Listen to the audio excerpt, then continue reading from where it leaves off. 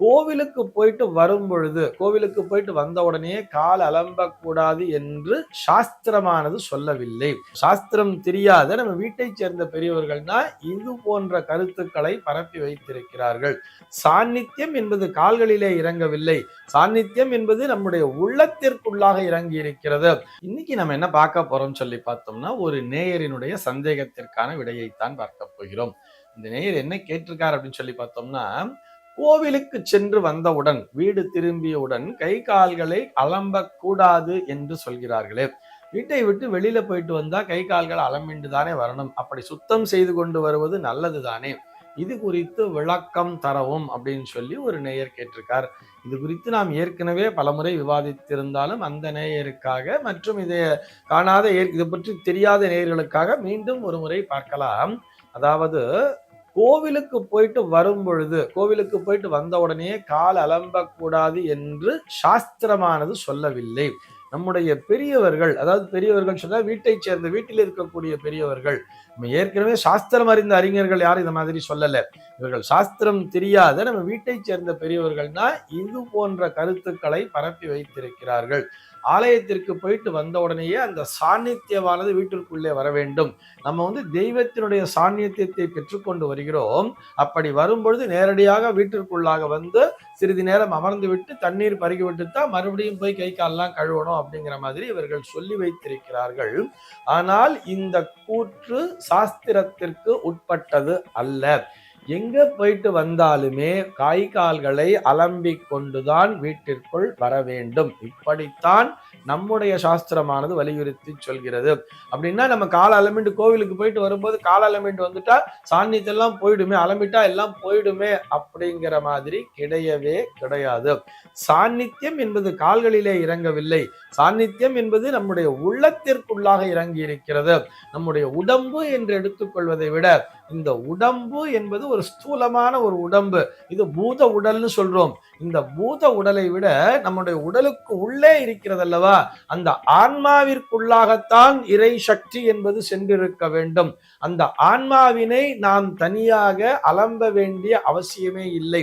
எப்பொழுது அந்த இறை சக்தியானது நம்முடைய ஆன்மாவிற்குள்ளாக இறங்கி இருக்கிறதோ அப்பொழுதே நம்முடைய உடம்பானது சுத்தமடைந்து விட்டது, நம்முடைய ஆன்மாவானது சுத்தமடைந்து விட்டது.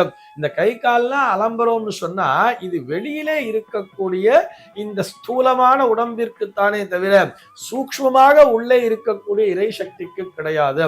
ஆக நம்ம ஆலயத்திற்கு சென்று எதற்காக வணங்குகிறோம்னு சொன்னா நம்முடைய உடம்பிற்குள்ளாகவே நமக்குள்ளாகவே இறைசக்தி என்பது இருந்து கொண்டுதான் இருக்கும்.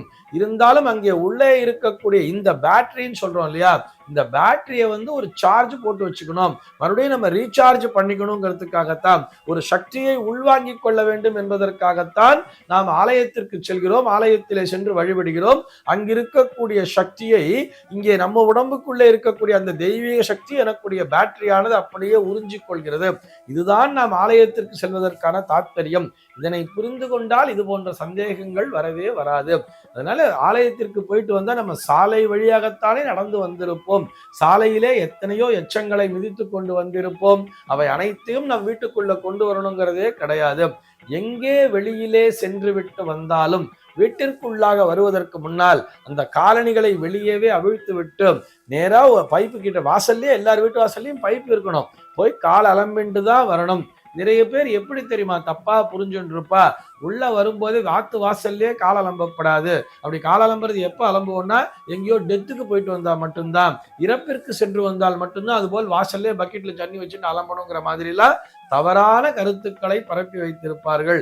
எங்கே சென்று விட்டு வந்தாலும் சரி, ஆலயத்திற்கு சென்று விட்டு வந்தாலும் சரி, உள்ளே வருவதற்கு முன்னால் கண்டிப்பாக கால்களை அலம்பிக் கொண்டுதான் வர வேண்டும். இதிலே சந்தேகமே இல்லை. அப்படி அலம்பிக் கொண்டு வருவது தவறு என்று நம்முடைய சாஸ்திரமானது சொல்லவே இல்லை. சாஸ்திரத்தை அரைகுறையாக புரிந்து கொண்ட நம் வீட்டு பெரியவர்கள் தான் இப்படி சொல்லி வைத்திருக்கிறார்கள். அவர்களுக்கும் சொல்லி புரிய வைக்க வேண்டும். எதற்காக நாம் ஆலயத்திற்கு சென்றோம், அங்கு இருக்கக்கூடிய அந்த இறை சக்தியை நாம் பெற்றுக்கொள்ள வேண்டும் என்பதற்காக. இறை சக்தியை பெற்றுக்கொள்கிறோம் என்று சொன்னால் அந்த திருநீரை வாங்கி பூசிக்கொள்கிறோம் என்பது மட்டுமல்ல, அங்கே ஏதோ வெண்பொங்கல் பிரசாதம் கொடுத்தா அந்த பிரசாதத்தை வாங்கி சாப்பிட்டேன், வடப்பள்ளியில புளியோதரை கொடுத்தா அந்த புளியோதரை வாங்கி சாப்பிட்டேன், அதனாலதான் எனக்கு சக்தி வந்ததெல்லாம் இல்லை. அது ஒரு புறம் இருந்தாலும் திருத்துழா கொடுத்தா, துளசி கொடுத்தா, தீர்த்தம் கொடுத்தா இதெல்லாம் சாப்பிட்டேன், எனர்ஜி வந்துருச்சு அப்படிங்கிறது மாத்திரமல்ல, அங்கே நேரடியாக அந்த இறைவனை சென்று தரிசிக்கிறோம் அல்லவா, நம்முடைய கண்களின் மூலமாக அங்கிருக்கக்கூடிய அந்த இறை ஒளியானது, அந்த சக்தியானது நம்முடைய ஆன்மாவிற்குள்ளாக இறங்கி இருக்கும். அந்த ஆன்மாதான் வலுப்பெற்றிருக்கும். இந்த ஆன்மாவினை தனியாக அலம்ப வேண்டிய அவசியமே இல்லையே.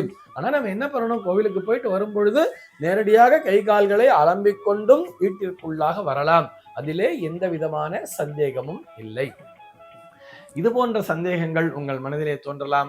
உங்கள் மனதிலே தோன்றக்கூடிய சந்தேகங்களை கீழே உள்ள வாட்ஸ்அப் எண்ணிற்கு அனுப்புங்கள். நம்முடைய அர்த்தமுள்ள ஆன்மீகம் பகுதியில் அவை பற்றி விரிவாக விவாதிக்கலாம். சர்வே ஜனாஹ சுகினோ பவந்து.